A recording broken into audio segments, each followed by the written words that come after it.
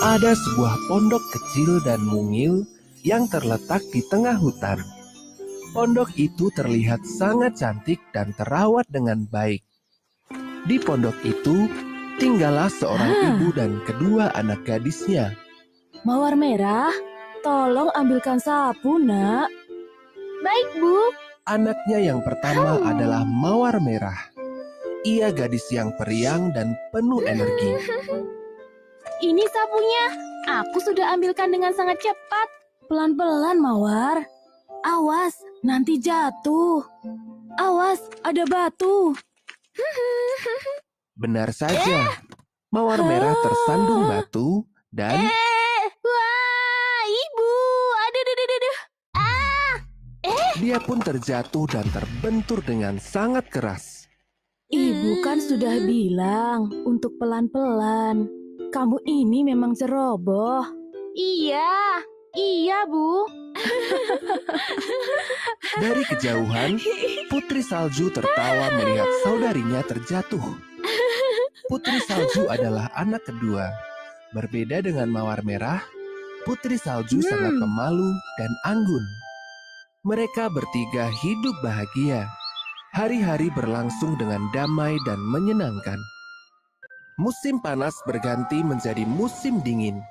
Salju menutupi hampir seluruh hutan. Tak ada lagi tempat bermain yang menyenangkan.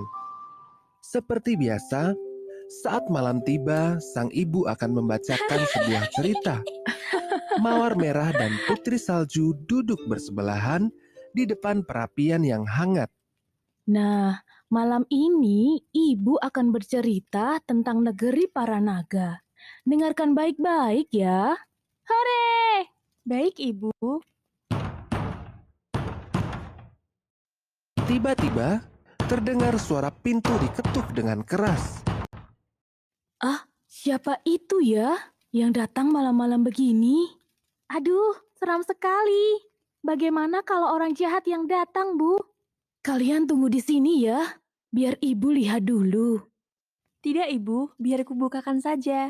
Begitulah, untuk melindungi ibu dan saudarinya, Putri Salju pun memberanikan diri melihat siapa yang datang. Ia pun membuka pintu. Ternyata yang mengetuk pintu adalah seekor beruang. Hah? Beruang? Ibu, semuanya sembunyi. Tunggu. Aku tidak bermaksud jahat.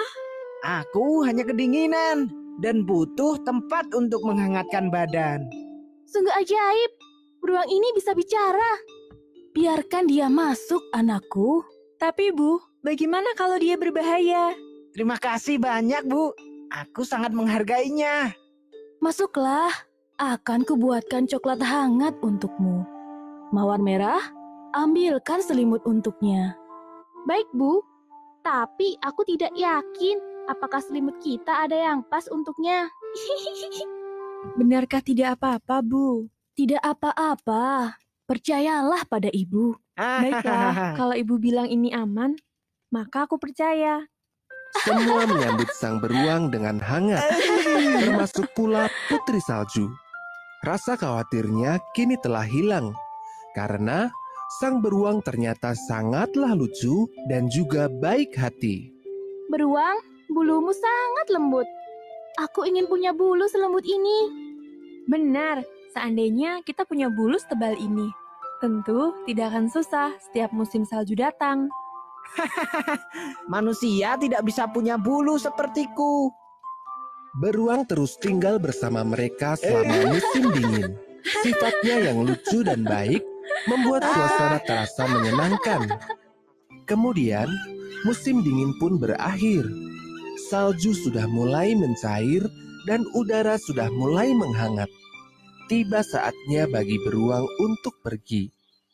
Ibu, Putri Salju dan Mawar Merah, musim dingin telah berakhir.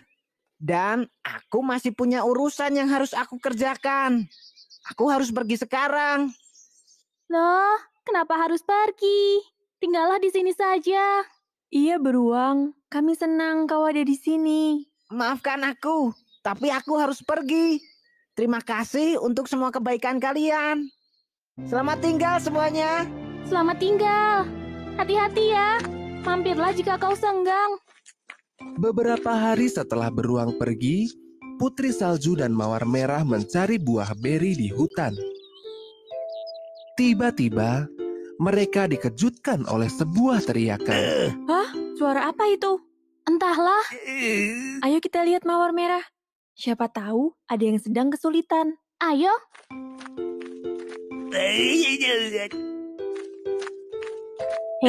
Kurcaci.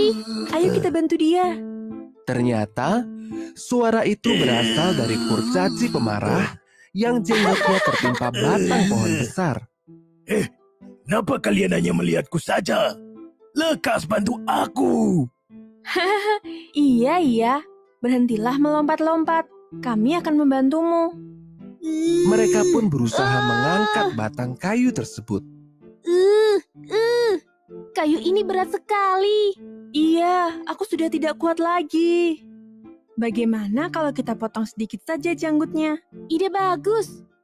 Hei, apa-apaan kalian? Jangan potong jenggotku. Tenanglah, ini demi kebaikanmu. Dipotongnya sebagian jenggot milik kurcaci pemarah tersebut. Jenggot kurcaci terbebas dari tindihan batang kayu. Namun, bukannya berterima kasih, ia justru memarahi Putri Salju dan Mawar Merah. Kalian sungguh menjengkelkan. Seenaknya memotong jenggotku. Kekuatanku jadi berkurang. Kurcaci itu pun pergi meninggalkan Putri Salju dan Mawar Merah sambil terus mengomel tanpa mengucapkan terima kasih pada mereka. Sudah kubilang jangan dipotong, malah dipotong. Dasar gadis-gadis tidak sopan. Putri Salju dan Mawar Merah pun melanjutkan perjalanan mereka. Belum jauh mereka berjalan, mereka mendengar teriakan lagi. Lagi-lagi, teriakan itu berasal dari kurcaci pemarah. Kali ini, jenggotnya digigit oleh seekor ikan besar. Aduh. Dasar ikan nakal. Berani-beraninya menggigit jenggotku. Lepaskan. Aku bilang lepaskan.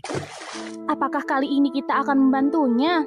Tentu saja, kasihan kurcaci itu. Mereka pun membantu kurcaci pemarah itu. Namun ikan itu terlalu kuat. Mawar Merah, ambillah gunting. Kita potong jenggotnya sedikit. Baiklah. Sekali lagi, jenggot kurcaci dipotong. Dan kali ini pun, kurcaci itu marah pada Putri Salju dan Mawar Merah. Kalian sungguh menjengkelkan. Kalian membuatku jadi lemah. Apa nanti kata teman-temanku? Kami hanya berusaha untuk membantumu, kurcaci. Belum selesai Putri Salju dan Mawar Merah berbicara, kurcaci itu pergi meninggalkannya. Sementara itu, di tempat lain, terdengar suara rintihan. Apalagi kali ini? Entahlah. Kita tengok dulu. Suara lirihan itu berasal dari seorang pemuda. Hei, kamu tidak apa-apa? Kepalaku. Pemuda itu ternyata adalah seorang pangeran. Ia pun menceritakan kenapa ia sampai terjatuh. Namaku Pangeran Adam. Waktu itu, aku sedang dalam perjalanan mencari adikku Yosef yang hilang semenjak musim dingin. Ia sedang dalam perjalanan membawa harta kerajaan. Di tengah perjalanan, aku bertemu dengan seorang kurcaci berjanggut panjang. Ia memanggul karung yang sama dengan yang dibawa oleh adikku. Belum sempat aku bertanya padanya, ia menyerangku dengan sihirnya. Aku pun terjatuh dari kuda dan kepalaku terantuk batu. Lalu aku pingsan. Hingga kalian menemukanku dan menyelamatkanku. Kurcaci janggut panjang? Jangan-jangan. Belum selesai percakapan mereka, suara teriakan kembali terdengar. Suara itu berasal dari kurcaci pemarah. Kali ini, ia dikejar oleh beruang. Hei kurcaci, aku tak butuh harta itu. Aku hanya minta, kembalikan aku ke wujud semula. itu kan beruang teman kita. Suara itu, sepertinya aku mengenalnya. Sekarang kalian bersekongkol untuk mencuri hartaku? Baiklah, akan kutunjukkan kekuatanku yang sesungguhnya. Kurcaci itu pun berubah menjadi kurcaci raksasa yang sangat besar. Kalian tidak akan bisa melawanku. Pangeran Adam, potong jenggotnya. Kelemahannya ada pada jenggot. Pangeran Adam pun mengambil pedangnya untuk memotong jenggot kurcaci. Janggut kurcaci pun terpotong. Kalian, apa yang kalian lakukan? Setelah jenggotnya terpotong, kurcaci pun kembali ke ukurannya yang semula. Kurcaci itu pun tiba-tiba menghilang bagai asap. Hore, kita berhasil mengalahkan kurcaci. Sementara itu, sang beruang diselimuti oleh asap. Lama-kelamaan, asap itu menutupi seluruh tubuhnya.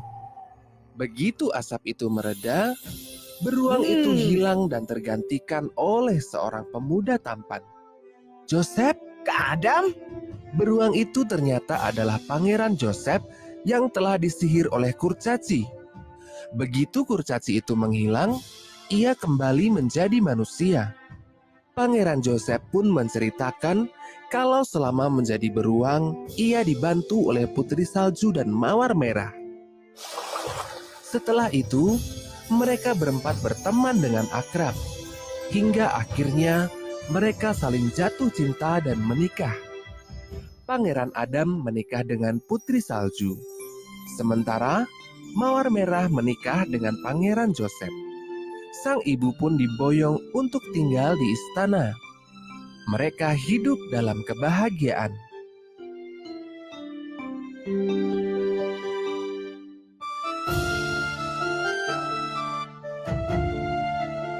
Pesan dari cerita ini adalah, janganlah kita menilai orang dari penampilannya. Sama seperti beruang, meskipun penampilannya menyeramkan, ternyata ia lucu dan baik hati. Dan saat kita dibantu oleh orang lain, ucapkanlah terima kasih sebagai balasannya. Jangan seperti kurcaci, ia adalah